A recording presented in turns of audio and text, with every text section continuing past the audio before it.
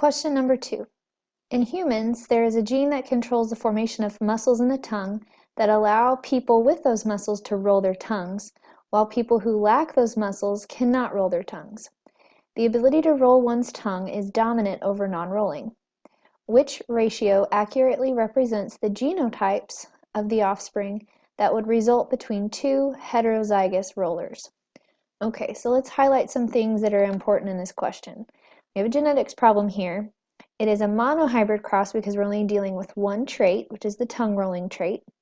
And it tells us in this last part here that the ability to roll one's tongue is dominant over the non-rolling.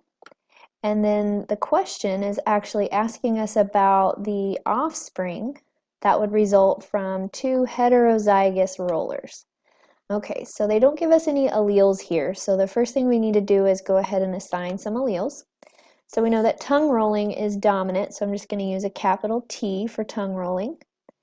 And non-rolling is recessive, so we would use a lowercase t for the non-rolling.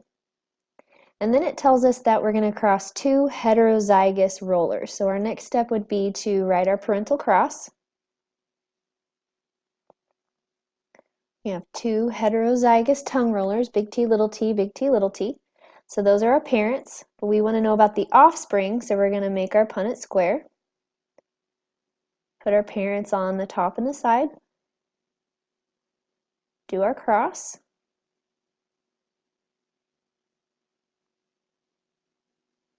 And then we're going to look at our offspring. So I'm going to go ahead and write out our different genotypes over here on the side. We have one homozygous dominant genotype. And we're looking for a ratio, so I'm going to put my colon here.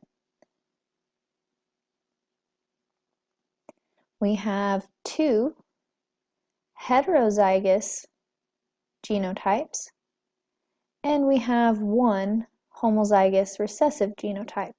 So we end up with a 1 to 2 to 1 ratio.